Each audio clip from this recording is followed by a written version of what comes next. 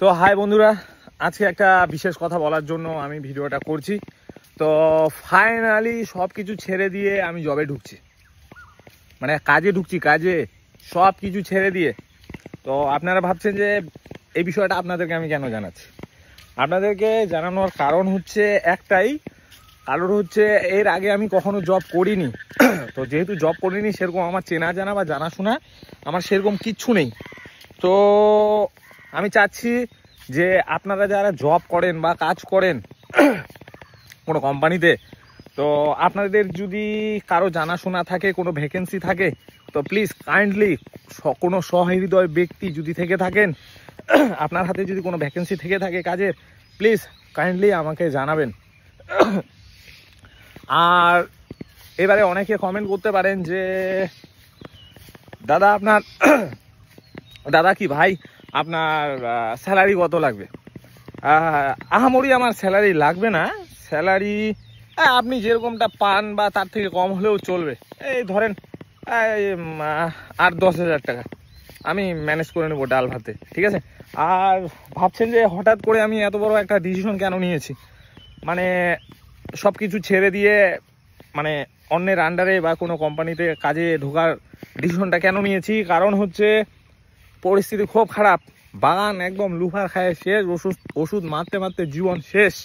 হ্যাঁ, এই যে একদম লুফার খায় শেষ, ওষুধ মারতে মারতে শেষ, কোনো কাজ হয় না ভাই। তো মানে এক কথায় ইকোনমিক কন্ডিশন খুব খারাপ।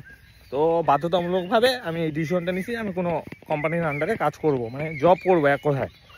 মানে জবটা বললে শুনতে ভালো লাগে, তো যাই হোক। তো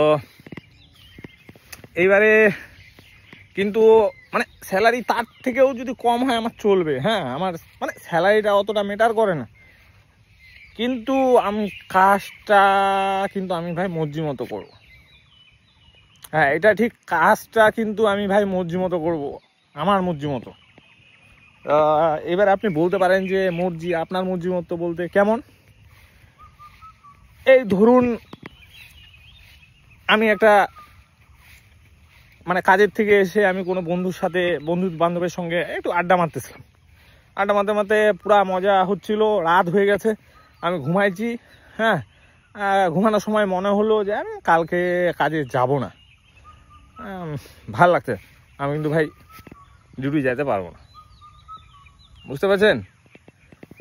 আরও ধরুন কোনো বন্ধুর একটা বিয়েতে গেছি, ওখানে সে এনজয় হচ্ছে, বন্ধু আসতে দিচ্ছে না, বলছে বন্ধু থাক থাক, হ্যাঁ আমি কিন্তু থেকে যাব, আর আমি কিন্তু পরের দিন কিন্তু কাজে যেতে পারবো না, আমি কিন্তু কাজে যাবো না। তারপরের দিন যদি বন্ধু আরও রিকোয়েস্ট করে যে বন্ধু আজকেও থাক, আমি কিন্তু তারপরের দিনও থেকে যাব, যদি এনজয় হয় ওখানে, আমি কিন্তু তারপরের দিনও কাজে যাব না। আমি হ্যাঁ ফোন করে বলে দিব যে স্যার আজকে আমি আসতে পারবো না, আমি কালকে আসবো।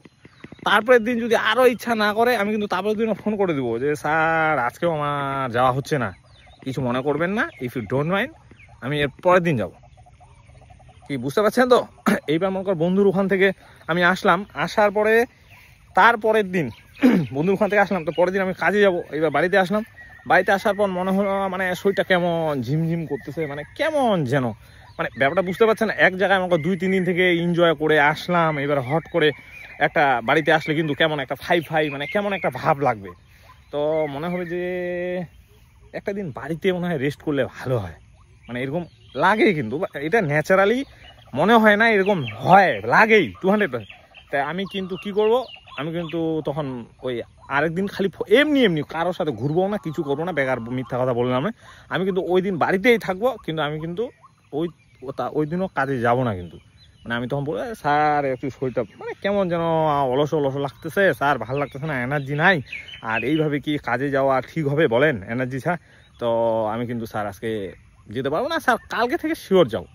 আর স্যার কিন্তু আমাকে বকা টকা দিতে পারবে না। স্যার বলে হ্যাঁ ঠিক আছে, কোনো ব্যাপার নেই, কিন্তু কালকে এসো, হ্যাঁ কালকে মিস করো না। আমি বলবো হ্যাঁ ঠিক আছে স্যার, আমি 100% চেষ্টা করবো। তা এটা মানে এইটা একটা গেল। আরেকটা হবে কেমন, আরও ধরনের আমি মনে করেন কাজ করতেছি ওখানে গিয়ে কাজ করতে করতে আমার মনে হচ্ছে যে হ্যাঁ ইচ্ছা করছে না, বাইরে যাবো। স্যার আমি আজকে স্যার আজকে আর কাজ করবো না স্যার, বাড়ি যাবো। হ্যাঁ, স্যার বলবে করলে একটু ভালো হতো না। হ্যাঁ স্যার, ইচ্ছা করছে, আমার শরীরটা কেমন যেন লাগতেছে। মানে কালকে স্যার আসলে রাতে একটু ঘুম কম হয়েছে, তো স্যার আমার একটু ঘুমাইতে ইচ্ছা করছে। তো স্যার বলবে, কোম্পানির স্যার বলবে না কাজ করে এখানে একটু ঘুমিয়ে নাও 2-3 ঘন্টা। তো আমার যদি ইচ্ছা হয় যে না ওখানে ঘুমালেই হবে, আমি ওখানে ঘুমাবো। আর যদি ইচ্ছা হয় যে না আমি বাড়ি গিয়ে ঘুমাবো, তাহলে কিন্তু আমি বাড়ি চলে আসবো। স্যার কিন্তু কিছু বলতে পারবে না। হ্যাঁ বলে, আমি কিন্তু আগে বলেছি আমার স্যালারি কম হলেও হবে, এটাও আমি বলেছি, কিন্তু কাজটা কিন্তু ভাই আমার মর্জি মতো করবো। আবার ধরুন আমার বাড়িতে কোনো একটা অনুষ্ঠান, হ্যাঁ মনে করেন যে মেলা, তা আমি কিন্তু মেলা ঘুরতে খুব ভালোবাসি। তো আমি কিন্তু মেলার মোটামুটি মনে করেন 2-3 দিন আগের থেকে আমি ছুটি নিয়ে নেবো, কারণ বন্ধু বান্ধবগুলোকে বলতে হবে, ইনভাইট করতে হবে। তো এবারে ছুটি নিয়ে নিলাম। হ্যাঁ ছুটি নিলাম, নেওয়ার পরে তারপরে তো মেলা মেলা ঘুরলাম। এবার বললাম না মেলার পরে আর আমি ছুটি করবো না। মেলার মনে করেন পরের দিন যাওয়া যাবে না, ঘুম মারা হবে। তারপরের দিন থেকে আমি কাজে যাব। এইবারে তারপরের দিন ছুটি করলাম, 2-3 দিন আগের থেকে ছুটি করলাম। করার পরে মেলার দিন তো ছুটি, তারপরের দিনও ছুটি। এবার তারপরের দিন তো আমাকে কাজে যেতে হবে। এইবার কারণবশ দেখা গেল আত্মীয় স্বজনগুলো থেকে গেল, তো আমি কিন্তু কাজে যাবো না।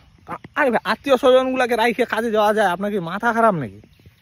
মানে ব্যাপারটা বুঝতে পারছেন তো? আমার স্যালারি কিন্তু কম হলেও চলবে, হ্যাঁ, কিন্তু আমি পরের দিন কিন্তু আমি কাজে যেতে পারবো না, কারণ আত্মীয় স্বজনগুলা যায়নি কেউ, ওরা থেকে গেছে। হ্যাঁ, দিদি জামুরা আছে, তো ওখানে আমি কি করে কাজে যাই ওদেরকে রাখি? একটা মানসনের ব্যাপার না? জামুটা কী ভাববে নেক্সটে আসবে এরকম করে? তা আমি কিন্তু কাজে যাব না, তো থেকে যাব। এইবার তারপরের দিন যদি আরও দিদিরা থেকে যায়, আমি কিন্তু তারপরের দিনও যাব না। এইবার এরকম করতে করতে দেখা গেলো আরও 4-5 দিন কাটে গেলো, আমার কাজে যাওয়া হচ্ছে না। তারপরে দেখতেছি আর মাস্টার আসেই আর 5-7 দিন। তাহলে আমি চিন্তা করে দেখলাম যে আর কি যাবো, এই মাসে তো 4-5টা দিন আছে। আমি কিন্তু ফোন করে বলে দেবো যে স্যার এই মাসে তো আর 4-5 দিন আছে, তো স্যার আমি আর না যাই, একবারে সামনের মাস থেকে যাব, বুঝছেন? তো স্যারকে বললো ঠিক আছে, তাহলে আর কি করা যাবে? তা ঠিক আছে, সামনের মাসে কিন্তু অবশ্যই আসবে। হ্যাঁ, আর তো এই হচ্ছে এই মানে আমার এই আরও অনেক আছে, তো বাদ দেন ওগুলো। আপাতত মোটামুটি এইটুকু হলেই হবে। তারপরে যত